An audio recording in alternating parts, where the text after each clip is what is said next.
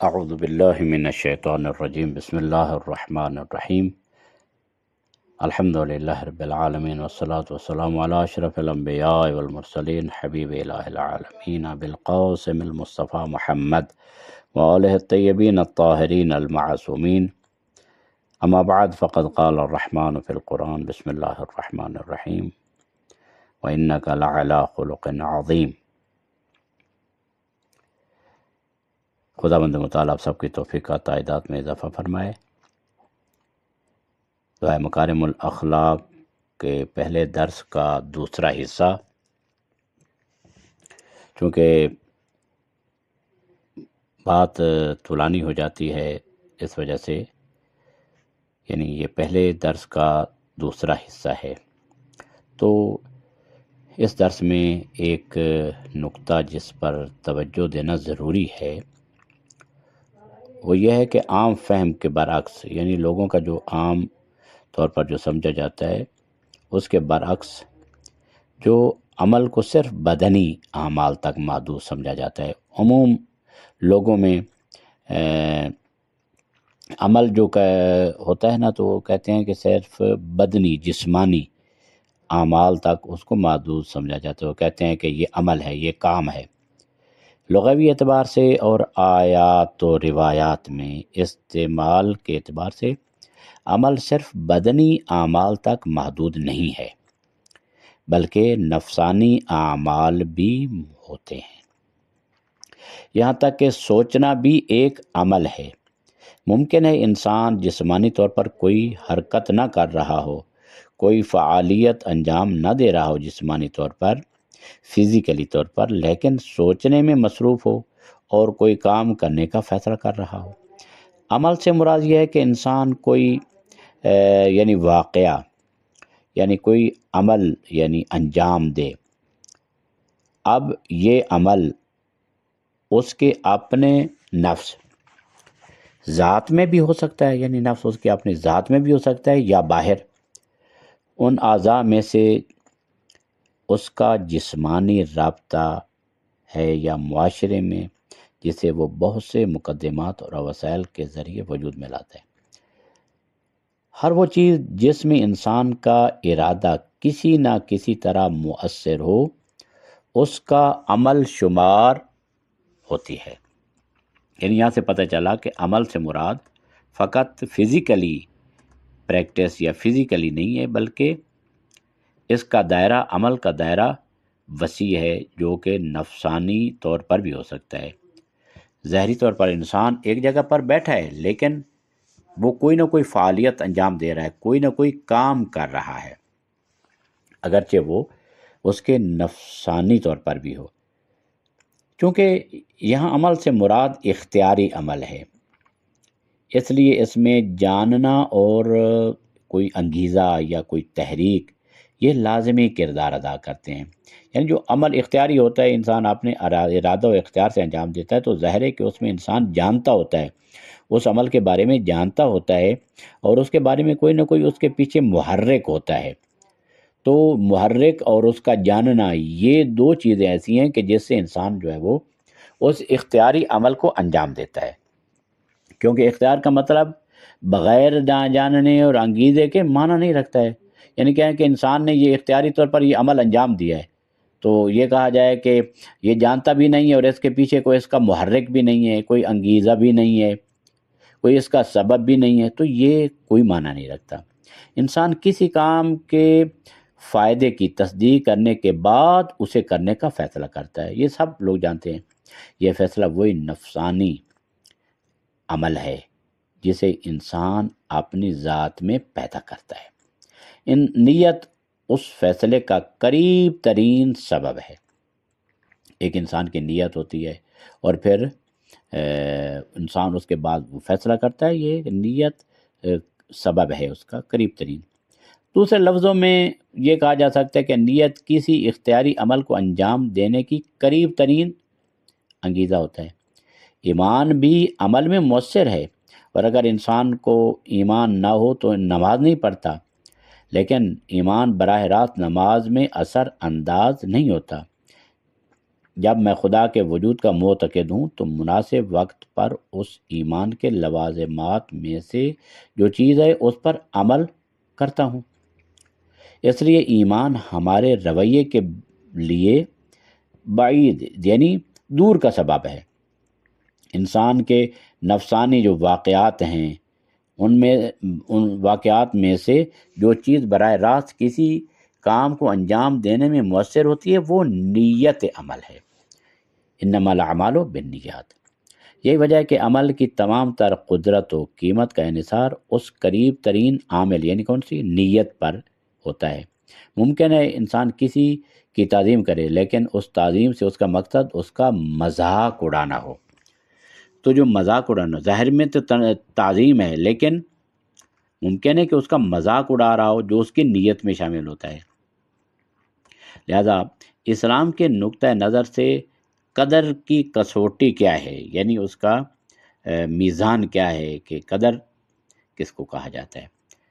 یعنی اسلام میں قدر، جس کو فارسی میں ارزش کہا جاتا ہے، قدر و قیمت کی دو کسوٹیاں ہیں۔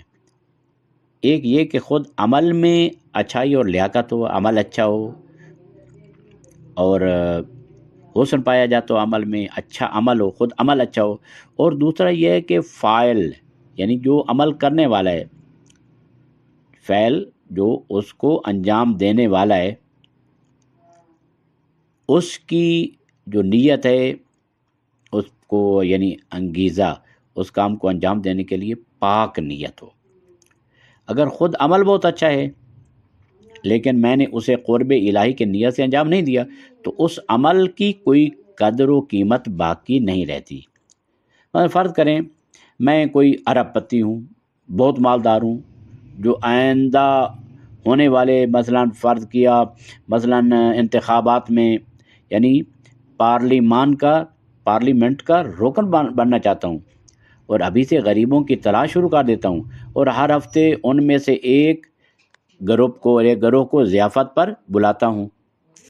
یہ واضح ہے کہ غریبوں کی ضیافت کرنا، مہمانداری کرنا بہت اچھا کام ہے اور قرآن نے بھی اس پر بہت زور دیا ہے، لیکن میں یہ کام کیوں کر رہا ہوں؟ میری نیت کیا ہے؟ اگر اس کام سے میری نیت ووٹ جمع کرنا ہے تو میرے کام کی قدر وہی ووٹ ہیں جو میں نے جمع کیے ہیں، اور خدا، اسلام اور الہی مبدا کے نزدیک یعنی مرکزیت، جو الہی مرکزیت کے نزدیک میرے اس کام کی کوئی قدر و قیمت نہیں ہے۔ وَقَدِمْنَا إِلَىٰ مَا عَمِلُوا مِنْ عَمَلٍ فَجَعَلْنَاهُ هَبَاءً مَنْثُورًا۔ قرآن فرماتا ہے اور ہم نے ان کے کیے ہوئے کاموں کی طرف متوجہ ہو کر انہیں بکھری ہوئی غبار بنا دیا۔ لہذا نیت عمل کی قدر کا مرکزی عامل اور سبب ہوتا ہے۔ کسی عمل کی قدر کا مرکزی ترین عامل وہ نیت ہے۔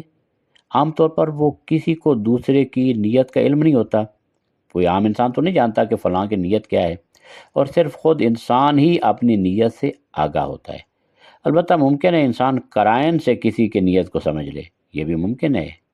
انسان ایک عجیب مخلوق ہے اور شیطان اس قدر انسان کو دھوکہ دے سکتا ہے کہ کبھی کام خود انسان پر بھی مشتبہ ہو جاتا ہے اور اسے سمجھ نہیں آتا کہ وہ یہ کام کس لیے انجام دے رہا ہے، کس لیے کر رہا ہے۔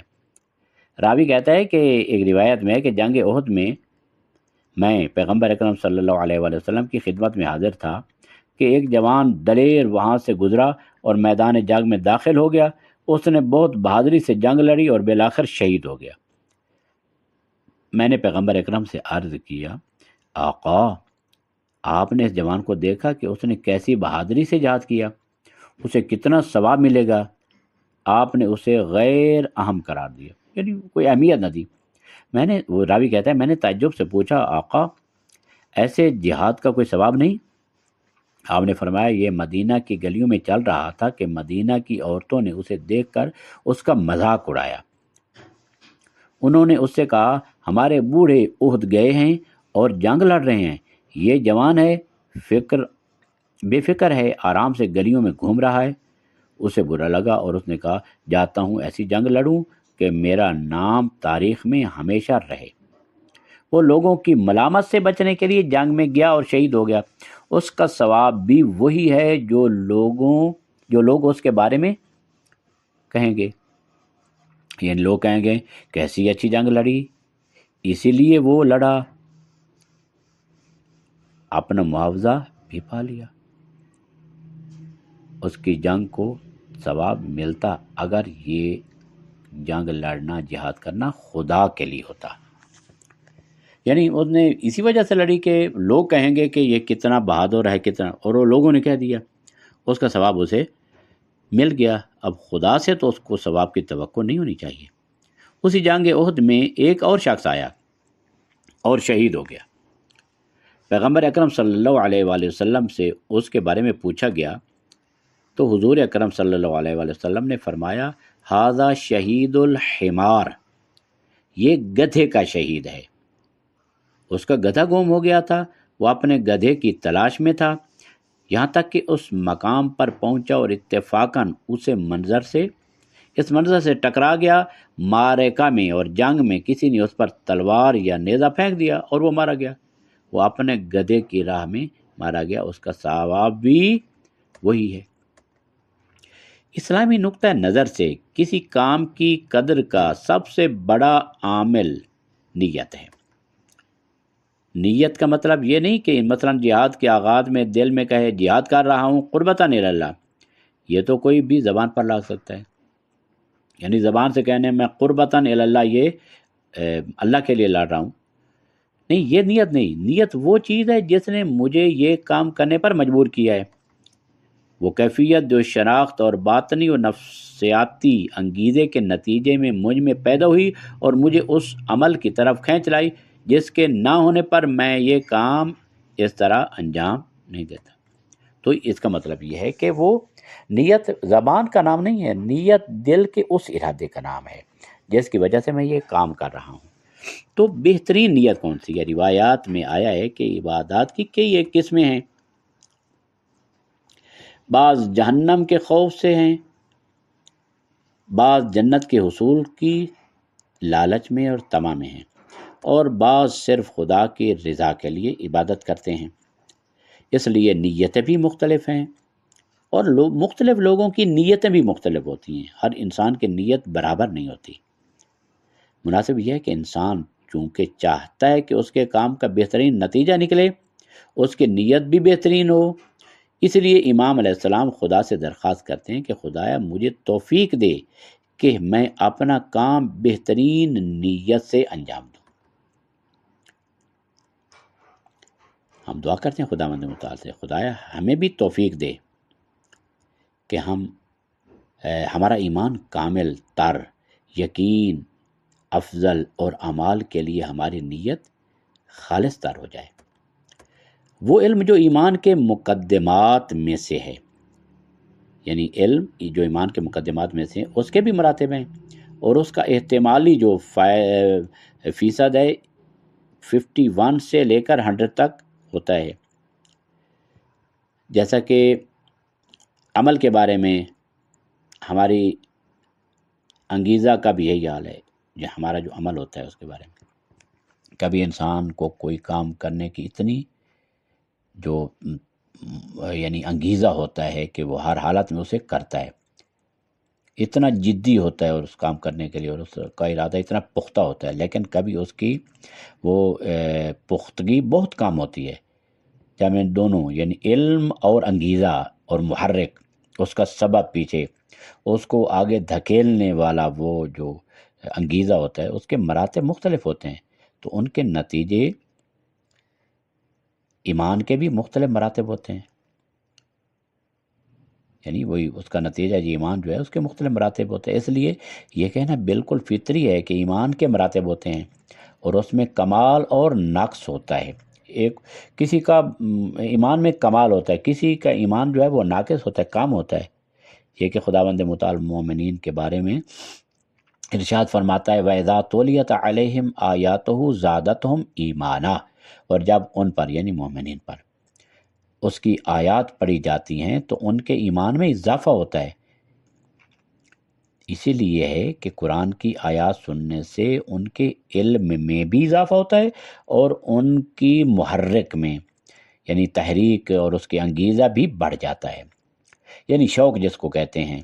ہم کہتے ہیں خدایا ہمیں کامل ترین ایمان عطا فرما، اور اس کا مطلب یہ ہے کہ ہمارا علم بھی مضبوط تر ہو، اور وہ انگیزہ جو ہمیں اس علم کے لوازمات کے پابند ہونے پر ابھارتا ہے وہ بھی اپنی انتہا کو پہنچ جائے۔ یقین ایک اور لفظ ہے یقین، جو کہ اسی دعا کے الفاظ میں سے ہے، یعنی کلیدی لفظ اور بہت ہی مرکزی لفظ ہے یقین۔ برترین یقین کیا ہوتا ہے؟ یہاں پہلا نقطہ ان دو الفاظ ایمان اور یقین کے بارے میں تعبیر کا فرق ہے۔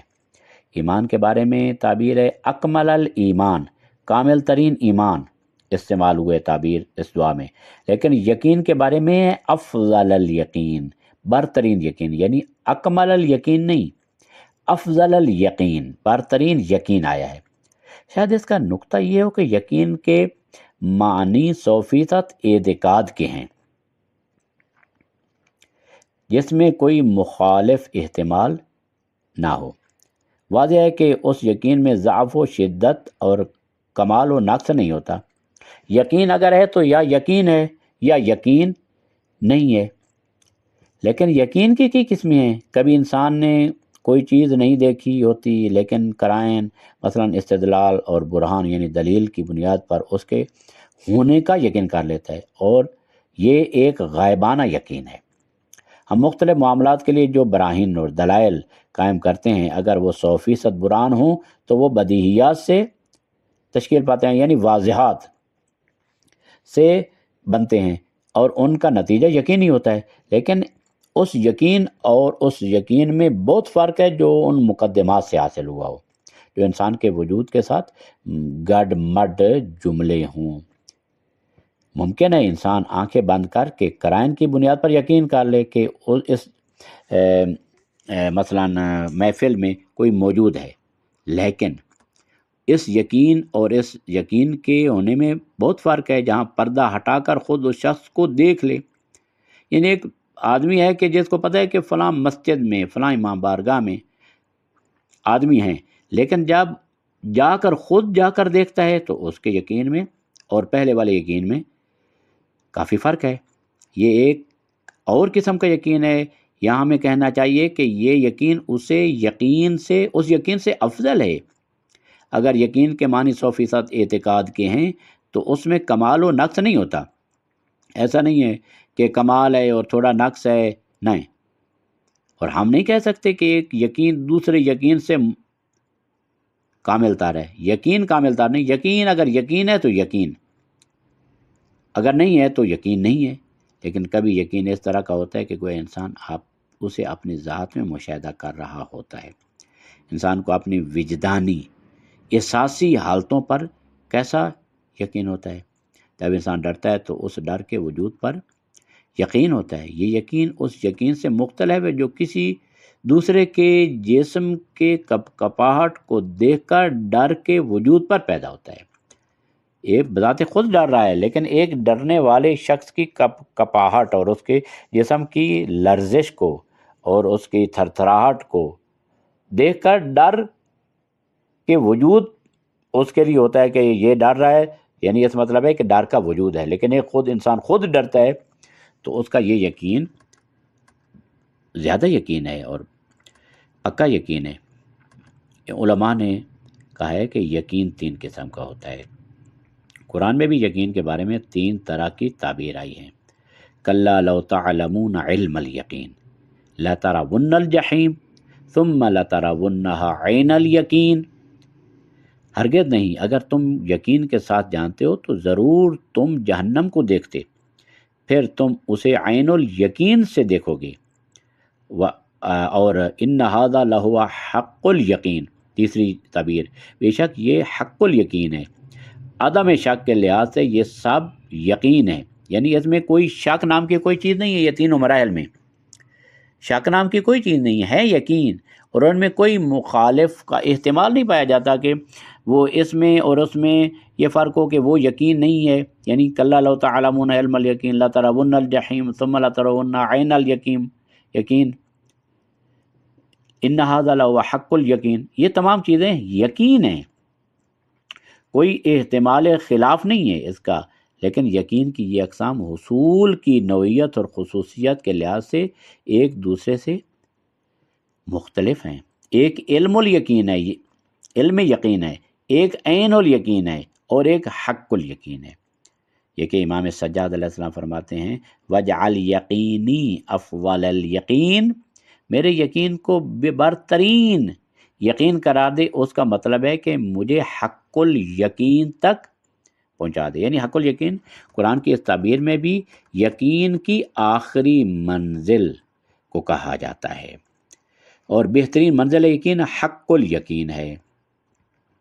نیت اور عمل کی حقیقت، اس کے اعتبار سے اس دعا میں یہ جو الفاظ ہیں مولا کے وَانْتَهِ بِنِيَّتِي إِلَىٰ أَحْسَنِ النِّيَّاتِ، اور میری نیت کو بہترین نیتوں تک پہنچا۔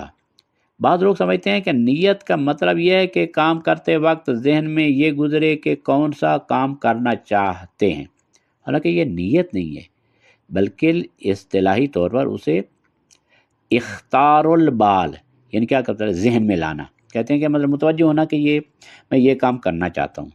نیت کی حقیقت وہ ایک تعلق ہے جو ایک اختیاری فاعل، یعنی ایک کام انسان جو ہے جو فاعل مختار ہے، یعنی اختیاری فاعل کام کرنے والا ہے، اور اس کے انجام دیے جانے والے عمل کے درمیان پایا جاتا ہے، ایک عمل ہے اور ایک وہ عمل کرنے والا ہے۔ تو نیت وہ ایک تعلق کا نام ہے جو اس کام کرنے والے اور کام جو ہو رہا ہے اس کے درمیان پایا جاتا ہے۔ روایات میں جو تعبیرات مثلا انما الاعمال بالنیات ولکل امرئ ما نویٰ، بے شک اعمال کا دار و مدار نیتوں پر ہے، اور ہر شخص کے لیے وہی ہے جس کی اس نے نیت کی۔ اسی وجہ سے یعنی نیت جو ہے وہ کیا ہوتا ہے؟ نیت ہوتی ہے انسان کے اختیاری عمل میں وہ ارادہ، پختہ ارادہ کہ جس کی بنیاد پر وہ اس عمل کو انجام دیتا ہے۔ اس وجہ سے امام علیہ السلام ارشاد فرماتے وَانْتَهِ بِنِيَّتِي إِلَىٰ أَحْسَنِ النِّيَّاتِ وصلی اللہ علی محمد وآلہ الطیبین الطاہرین المعصومین۔